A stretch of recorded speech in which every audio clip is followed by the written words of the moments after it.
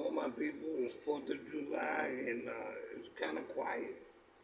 I guess they're waiting for the nighttime to come so they can blow, pow, you know? Anyway, I left off at, I think, 17, so I'm on 18, right? And I'm talking about before I moved out to Queens. So I'm still in Melrose. The funny part is that I was being watched by dudes in the neighborhood. They were playing police, I guess.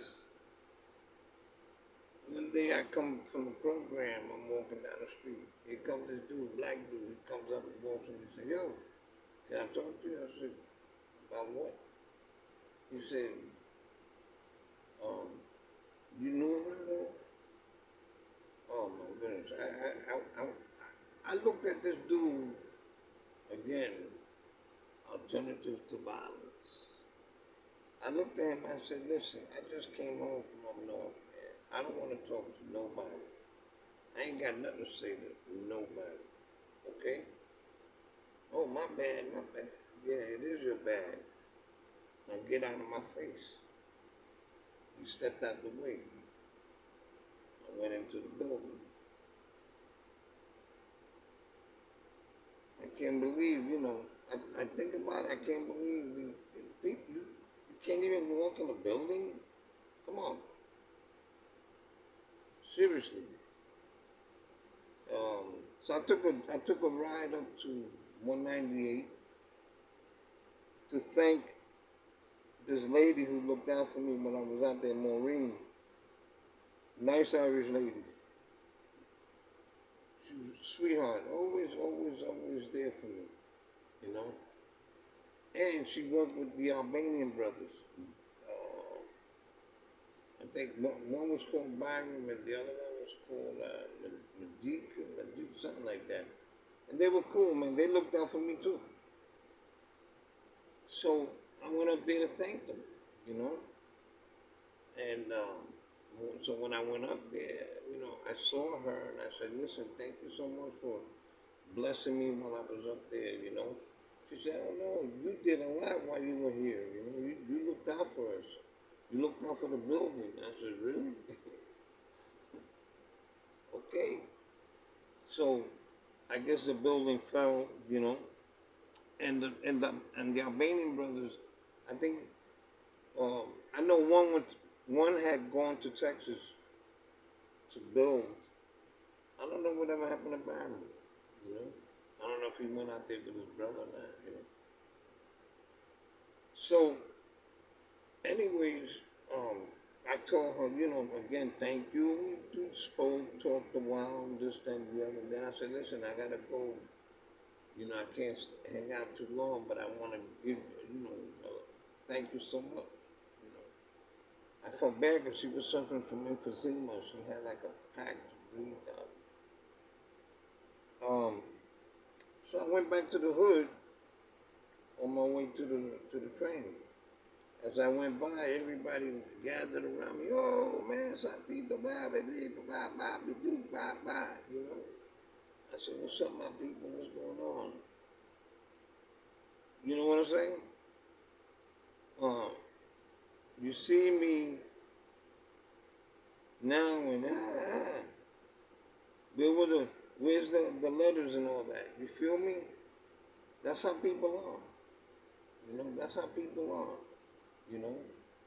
Um, Actually, I think I received a letter. I think I received a letter from my boy Pepe's daughter-in-law that asked me how was I doing this, that, and the other. That's about the only person out of hundreds of people that I knew in the block.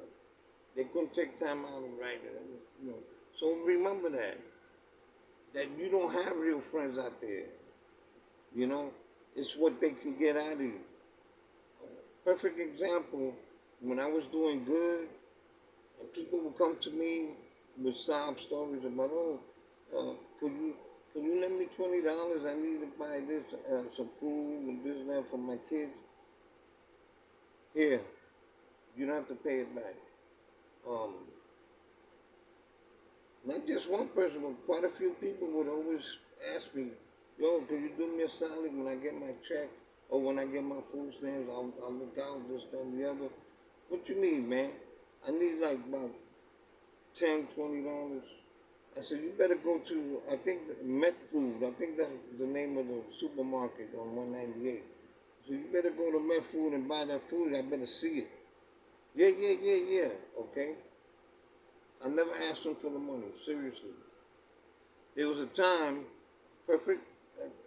I used to buy bicycles for, the dudes in the neighborhood, man, so they can enjoy themselves, man, stay out of trouble. Here comes this guy to sell me a bicycle, and he stole it from a little kid that I knew. But I knew that was his bike. And I asked him, I said, bro, did you steal this? No, no, Psycho, I didn't steal it. You sure, man? I don't, I really don't want nobody coming to me, man, about a bike. No, no, no, no. I think I gave him 10 or 20 bucks for the bike. It had to be painted, this, that, and the other. That same night, before the night was gone, a lady knocks on my door. Black lady knocks on my door. I open the door. She said, Santo,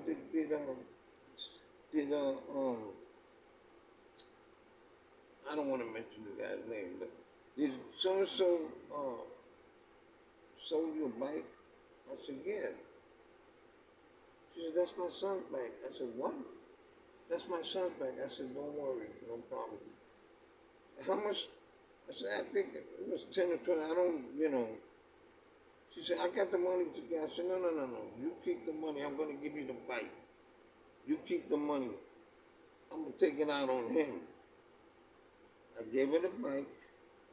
And I told her, I said, I don't lie to people. Why? This dude going to lie to me. That's like accepting stolen goods. I told her. She said, thank you so much. Thank you, thank you, thank you. I said, don't worry about it. Plus, that kid was, he was like slow. And we all looked out for him. We all get, like, give him money to buy food, this, that, and the other. You know what I'm saying? Anyway, about 2 days later, I catch the dude. He was watching soap operas. The door was open. I walked in. I told the dude, yo, look out, because I'm going to do what I got to do to this punk ass. So I go inside, man. I said, bro. No, I didn't even say bro. I said, yo. And he looked, his eyes went like this. I got to laugh because of his expression. Man, I gave him a beautiful left hook. But when I hit him with the right, I hit him so hard, man, he just went like this. And fell backwards.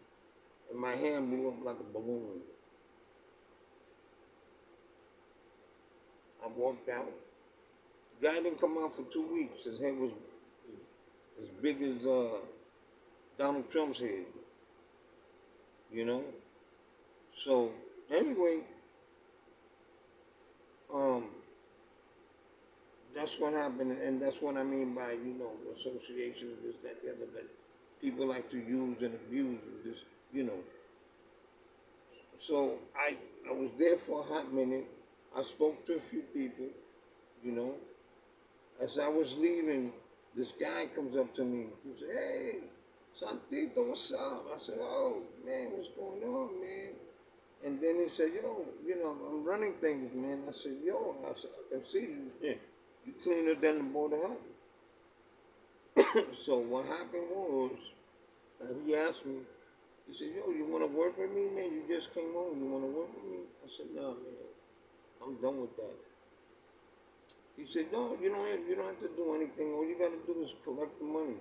That's all. You collect the money and bring it to me, And I said, well, I don't want to do that, man. I'm done, man. Come on. I said, all right, I'll think about it. I had to tell him something, man, to get out of the block. So I left. I think the next day I went to the PO. He told me everything I did on that block. He said, you know, you're not supposed to go back to that neighborhood. I said, well, you know, I really didn't know, which I really didn't know. I just went there to say, you know, thank you to the lady that looked out for me and the Albanian brothers who looked out for me, you know. They was always sending me money orders. So anyways, um, I said to him, I said, look, I really didn't know. He said, don't worry, I'm not gonna hold you accountable for that, you know. He said, but you gotta be careful. You gotta be careful, and you don't know who's working for you. Hmm. Interesting.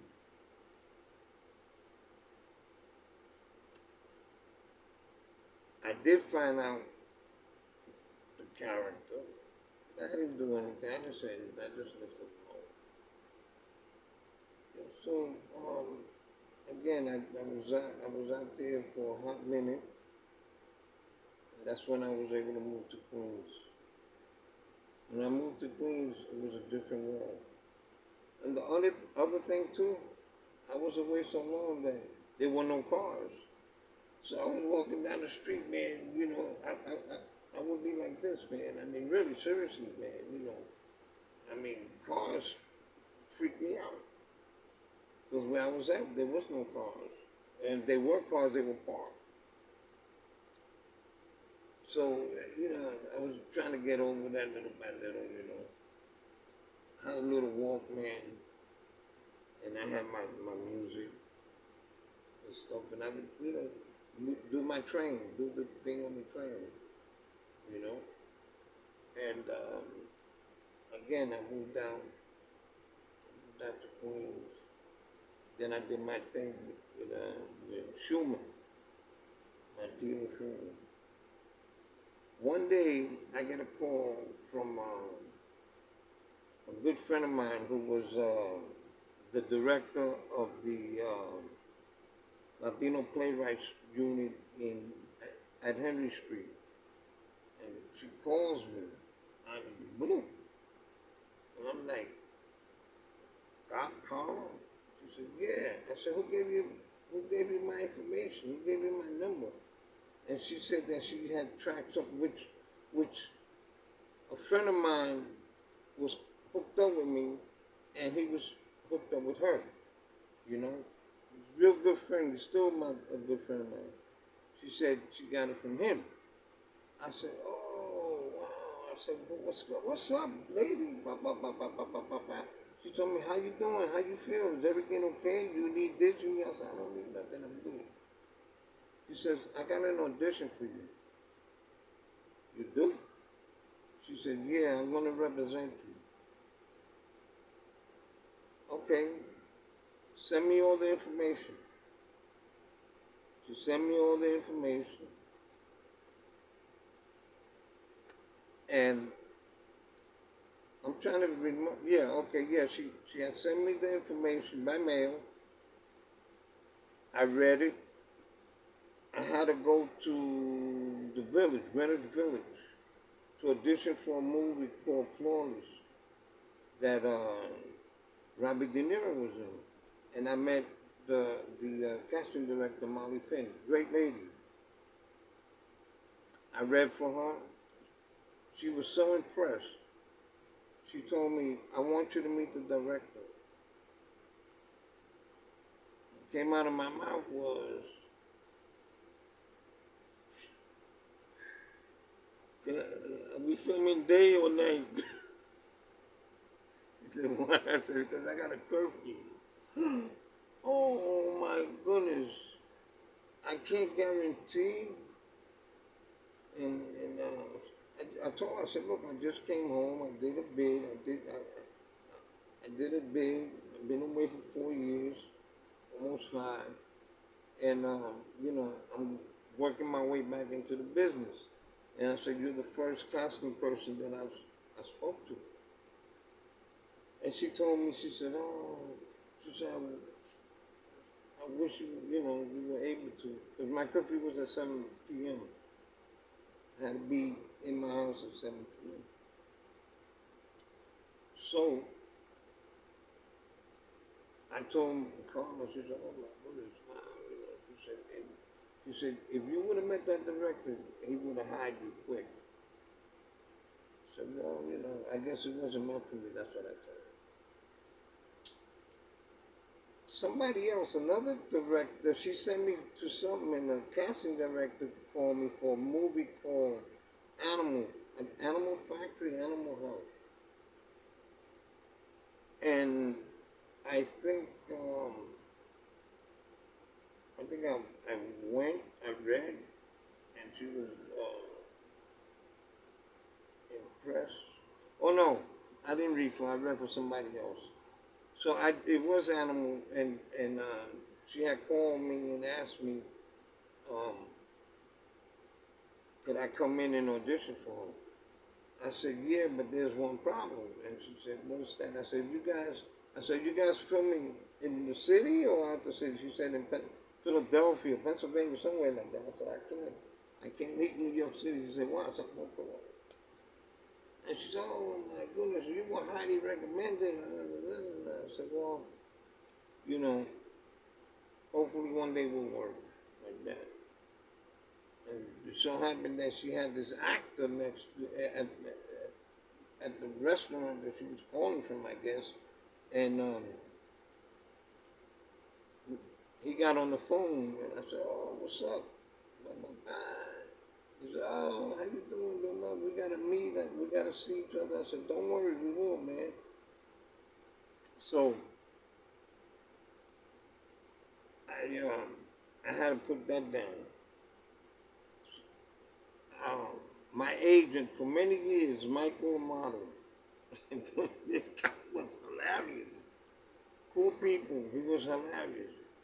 And he did a lot for people, I would throw names out there of people he had helped to go to Hollywood, but I think they're full of crap. So I'm not going to mention their name, They're full of crap. And anyways, so Mike, me and him were talking about filming, doing a movie, this and the other. So a guy that was working for him had a guy from, had a real estate agent put up money, was looking for a movie to put up money, and the guy liked the script that I wrote. They read it, and they asked me, can I be involved, this, and the other. So I had asked my PO, I said, listen, this is about work. And the thing is, man, that I would like to do the thing. And he said, don't worry, I'm going to knock that curfew out. You can be home by 11. I said, thank you so much. And that's what happened. I co-starred in this film called Purple Paradise with Ron Randall, who was in the movie Kings of Kings with Jeffrey Hunter. And he had Bo Rummel, I think. He was a star back in his day. When I met him, he was up there. Nice guy. And then there was this other person that helped get the movie. His name is Bobby. I'll give him his name because he's pretty cool. He just,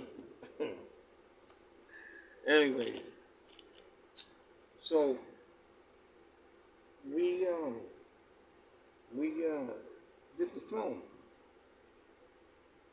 Here's the weirdest thing. We did the film. We shot in a place in Brooklyn where Flawless was shooting. Okay? I I can't remember the director's name, but he came over and asked, could he finish filming a scene in there? Um, the guy's a well-known director from England, I think. But anyways, we huddled, and at the time, the person that was supposed to be directing the movie asked me, "What do you think?" I said, "Yeah, man, if this Bobby done a lot of favors for us, man. Bobby De Niro did a lot of favors for the family, because that's who me and Bobby and some other people in the movie came out of the theater company called the Family. You know. Oh, and Rick Reed. I gotta mention Rick Reed because he's part of the movie. He plays a preacher. Did a great job. In fact, that movie's on YouTube. I think it's called Paradise. Um, but anyways, that's what happened. Afterwards, the director gave us